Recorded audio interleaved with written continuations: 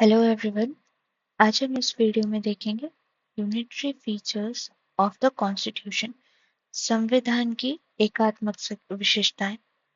Last video में हमने देखा था फेडरल फीचर्स, तो यहाँ पे हम देखेंगे यूनिटरी फीचर्स। अब यूनिटरी फीचर्स क्या है? Besides the above federal feature, the Indian Constitution also possesses the following unitary or non-federal features. तो भारतीय संविधान में संघीय विशेषताओं के अलावा और भी एकात्मक या गैर संघीय विशेषताएं भी हैं। टोटल हम लोग यहाँ पे गैर संघीय या एकात्मक विशेषताएं कितने सारे देखेंगे? टोटल 14 देखेंगे, जिसमें कि हमारा सबसे पहला है स्ट्रॉन्ग सेंटर। स्ट्रॉन्ग सेंटर यानी कि मजबूत केंद्र। मजबूत केंद्र से अब हम क्या समझते हैं वो आगे देखते हैं। The division of power is in the favour of the centre and highly inequitable from the federal angle. तो जो संविधान है उसमें शक्तियों का विभाजन केंद्र के पक्ष में है और संघीय दृष्टिकोण से ये बिल्कुल ही अलग है। Firstly, the union list contain more subjects than the state list. जो केंद्र की सूची है उसमें राज्य की सूची के कंपैरिजन में ज्यादा सब्जेक्ट्स दिए गए हैं, अधिक विषय हैं। सेकंड क्या है? Secondly, the most important subject have been included in the union list. जो ज्यादा महत्वपूर्ण विषय हैं उन्हें केंद्र की सूची में शामिल किया गया है। Thirdly, the centre has overriding authority over the concurrent list. और जो समवर्ती सूची है उस पर केंद्र का ज्यादा अधिकार है। नेक्स्ट है finally, the residuary powers have also been left with the center, while in the US they are vested in the states. Thus, the Constitution has made the center very strong. तो जो केंद्र जो residuary powers हैं, जो अवशिष्ट शक्तियां हैं, वह केंद्र के पास दी गई हैं। अवशिष्ट शक्तियां क्या होती हैं?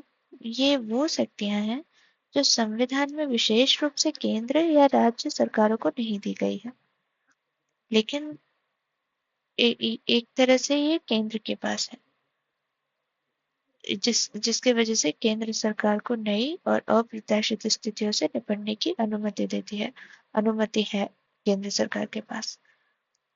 तो ये है हमारा फर्स्ट पॉइंट, स्ट्रॉन्ग सेंटर। अब सेकंड पॉइंट है स्टेट्स नॉट इंडिस्ट्रक्टिबल। इसका मतलब है राज्य अजय नहीं है, राज्य जो है वो अविनाशी नहीं है, इंडिस्ट्रक्टिबल नहीं है स्टेट। इसका क्या मतलब है? इसका मतलब ये है कि राज्यों की सीमाएं बदली जा सकती हैं। भारतीय संविधान के अनुसार, इंडियन कॉन्स्टिट्यूशन के अनुसार, संसद को राज्यों की सीमाएं बदलने और नए राज्य बनाने या राज्यों को समाप्त करने की शक्ति है। और केंद्र के इसमें काफी इम्पोर्टेंट रोल है। जो केंद्र सरकार है वो राज्यों के पुनर्गठन या उनकी सीमाओं में बदलाव के लिए कानून बना सकती है। ठीक है, आगे देखते हैं। Unlike in other federation, the states in India have no right to territorial integrity. तो भारत में राज्यों को जो राज्यों के लिए जो डिसीजन लेना है, जैसे कि बाकी दूसरे संघों में देखें तो उसके विपरीत भारत में राज्यों को क्षेत्रीय अखंडता का अधिकार नहीं है। यानी कि भारतीय संविधान के अनुसार संसद को राज्यों की सीमाएं बदलने, नए राज्य बनाने या राज्य को समाप्त करने की शक्ति है, लेकिन उसको ये रखना, सीमाओं को बांधना, ये उनके पावर में नहीं है। नेक्स्ट है the parliament can be unilateral action change the area, boundaries और नेम ऑफ एनी स्टेट। इसका ये मतलब है कि संसद में एक तरफा कार्रवाई से राज्यों के क्षेत्रफल, सीमाएं या नाम बदलाव करना, ये सब पार्लियामेंट कर सकता है। नेक्स्ट है moreover it requires only a simple majority and not a special majority. Hence the Indian Federation is an indestructible union of destructible states. तो इसका क्या मतलब है? कि बस एक सिंपल मेजॉरिटी चाहिए, एक केवल साधारण बहुमत की आवश्यकता होती है, विशेष बहुमत की नहीं। तो इस डिसीजन के लिए, इसीलिए भारतीय संघ एक अविनाशी संघ है जिसमें विनाशशील राज्य है। अब यही है कि साधारण बहुमत का क्या मतलब है। तो संसद में साधारण बहुमत से राज्यों को साधारण बहुमत मिलने से राज्यों के क्षेत्रफल, सीमाएं या नाम बदलाव वगैरह ये सब किया जा सकता है। और आगे है, the American federation on the other hand is described as an indestructible union of indestructible states।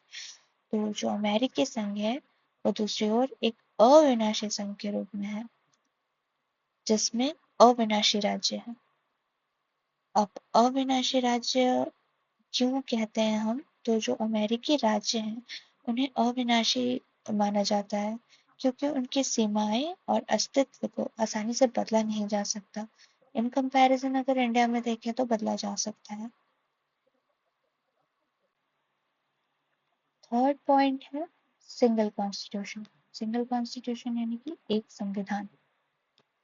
अब इसका क्या मतलब है, तो आगे देखते हैं। Usually in a federation the states have the right to frame their own constitution separate from that of the center। जो आमतौर पे जो संघ है उसमें राज्यों को केंद्र से अलग अपने खुद के संविधान बनाने का, मतलब अपना खुद का संविधान बनाने का अधिकार होता है। यूजुअली यही होता है फेडरेशन में, जिससे कि जो है राज्यों को ज़्यादा फ्रीडम मिलता है, ज़्यादा फ्रीडम मिलता है, ज़्यादा पावर्स मिलता है। और राज्यों को संविधान मतलब राज्यों का संविधान केंद्र के संविधान से अलग हो सकता है, जिससे उन्हें अपनी विशिष्ट आवश्यकताओं के अनुसार काम करने का फ्रीडम मिलता है। यही चीज इंडिया में जम्मू कश्मीर के पास था। भारत में जो है वो जम्मू और कश्मीर राज्य जो था वो अपना खुद का संविधान बनाने का अधिकार रखता था, जो कि अब नहीं है, अब एंड हो चुका है, ये हम आगे देखेंगे। In India, on the contrary, no such power is given to the states. The Constitution of India embodies not only the constitution of the center, but also those of the states। अब यही नियम जो है कि federation में ऐसा होता है कि स्टेट अपना कॉन्स्टिट्यूशन खुद बना सकते हैं सेपरेट फ्रॉम दैट सेंटर। लेकिन इसके ऑपोजिट इंडिया में, भारत में बिल्कुल इसके विपरीत राज्यों को ऐसी कोई शक्ति नहीं दी गई है।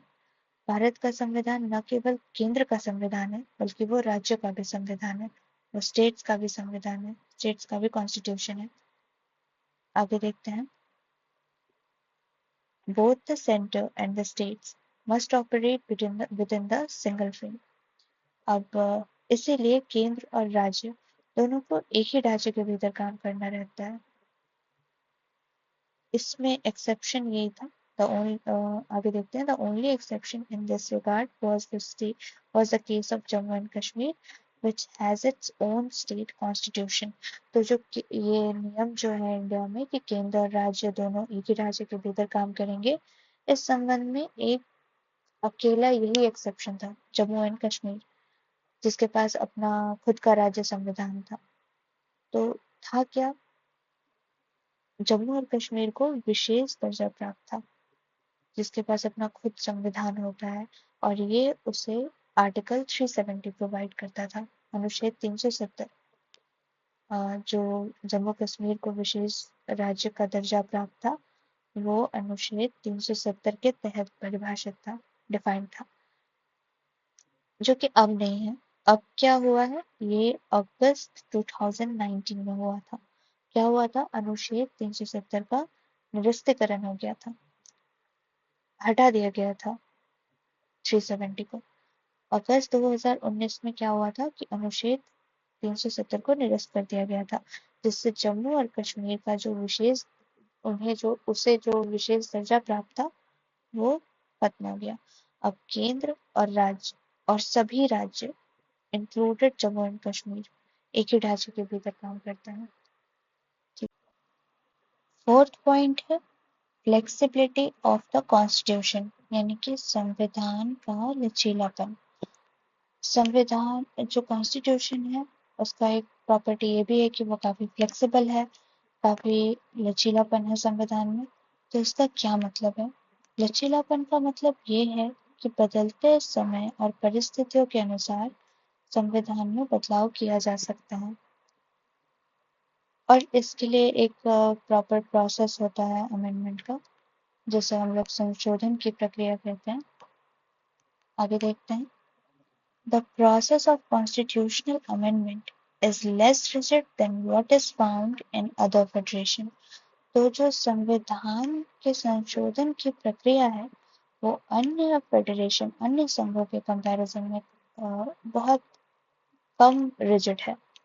बाकी फेडरेशन में देखें तो काफी मुश्किल होता है कॉन्स्टिट्यूशन के अमेंडमेंट में, लेकिन इंडिया में नहीं है ऐसा, थोड़ा फ्लेक्सिबल, आसानी से इसे चेंज किया जा सकता है।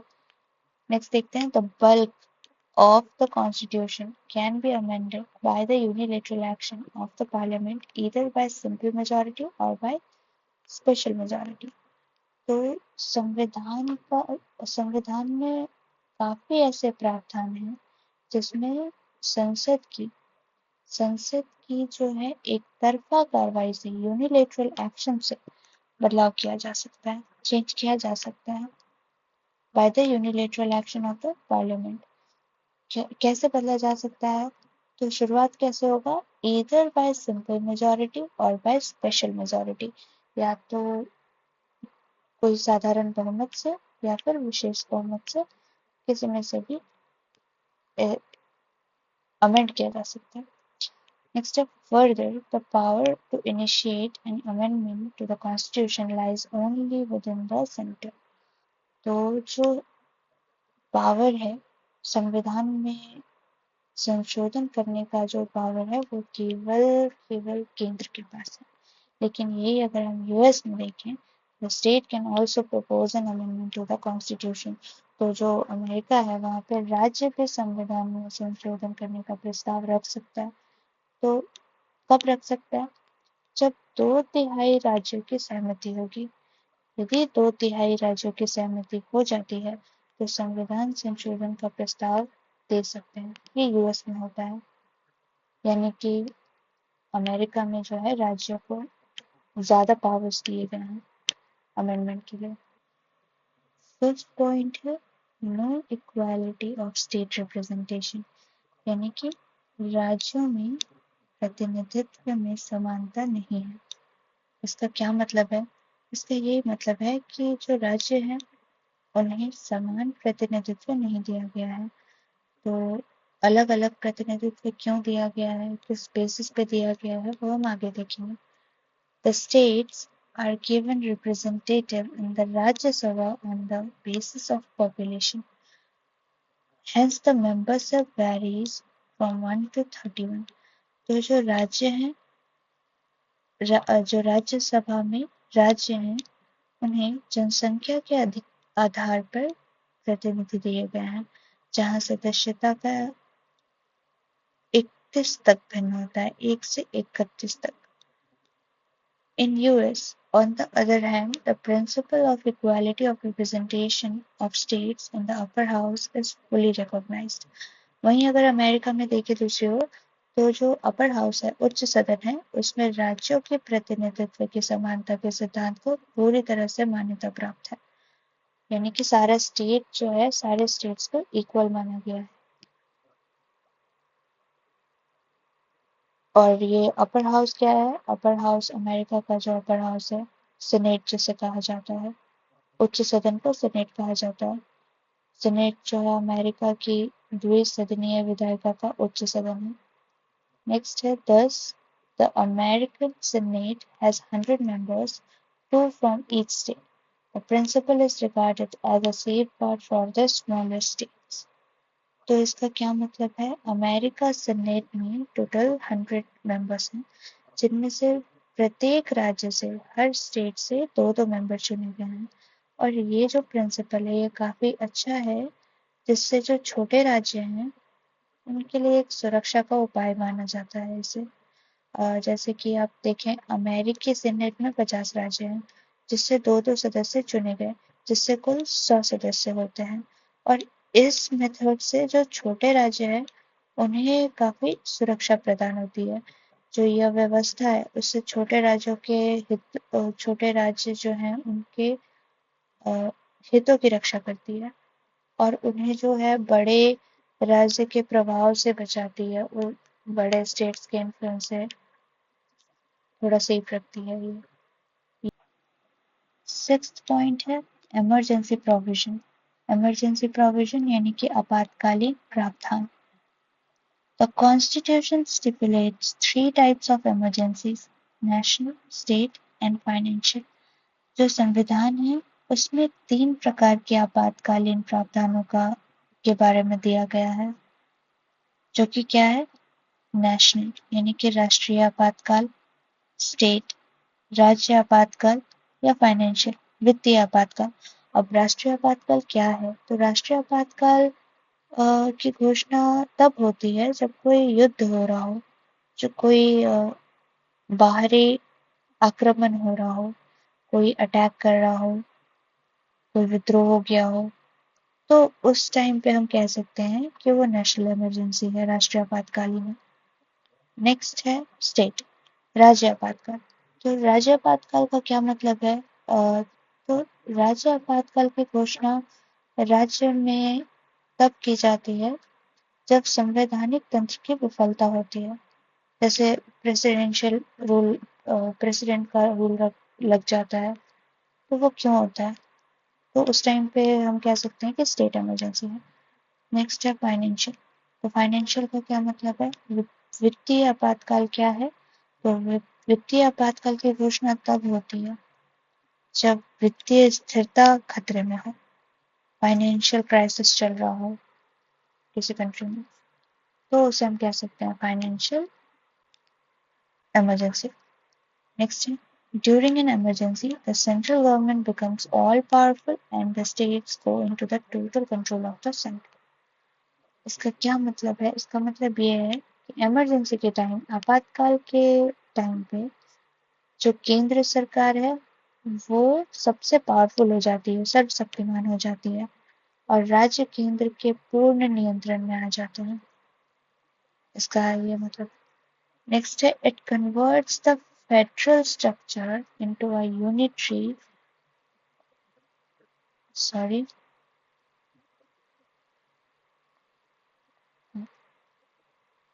it converts the federal structure into a unitary one without a formal amendment of the constitution। तो यह जो है, ये जो संघीय ढांचा है, ये इमरजेंसी के टाइम पे जो फेडरल स्ट्रक्चर है वो कन्वर्ट हो जाता है यूनिटरी स्ट्रक्चर में, यानी कि जो संघीय ढांचा है वो बदल जाता है एकात्मक में, विदाउट एनी फॉर्मल अमेंडमेंट, बिना किसी संवैधानिक संशोधन के। नेक्स्ट है this kind of transformation is not found in any other federation.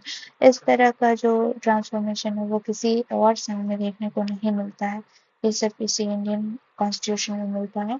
क्या मिलता है? तो यही कि जो इमरजेंसी के टाइम पे जो फेडरल स्ट्रक्चर है, संघीय ढांचा है, वो आपका खुद ही कन्वर्ट हो जाता है यूनिटरी स्ट्रक्चर में, एकात्मक ढांचे में, बिना किसी संशोधन के, बिना किसी अमेंडमेंट के।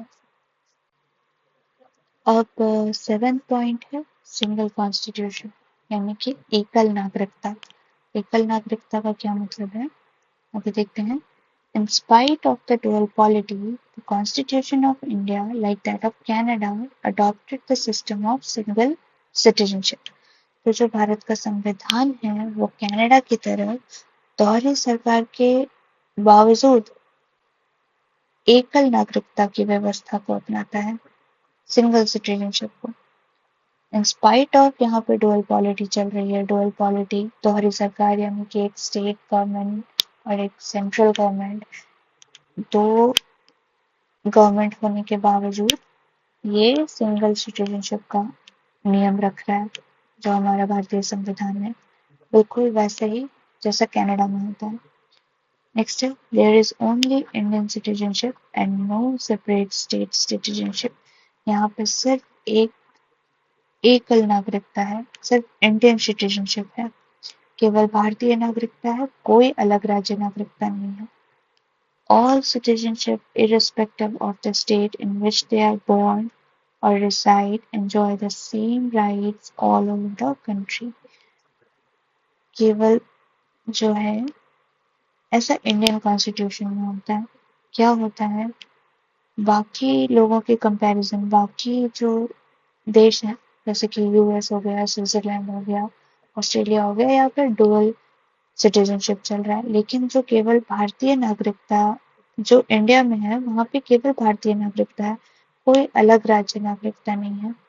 सभी नागरिक चाहे वो किसी भी राज्य के हों या कहीं भी रहते हों, कहीं भी पैदा हुए हों, पूरे देश में समान अधिकारों का आनंद ले सकते हैं एज अ इंडियन सिटीजन। ठीक है, सभी नागरिक जो हैं वो भारतीय नागरिकता के तहत आते हैं। नेक्स्ट है the other federal states like US, Switzerland, Australia have dual citizenship, that is national citizenship as well as state citizenship. जो अन्य संघीय देश हैं जैसे कि यूएस, स्विट्जरलैंड, ऑस्ट्रेलिया, यहाँ पे दोहरी नागरिकता होती है जिसमें राष्ट्रीय नागरिकता अलग है, जिसमें कि नेशनल सिटीजनशिप अलग है और राज्य नागरिकता अलग है, स्टेट सिटीजनशिप अलग है।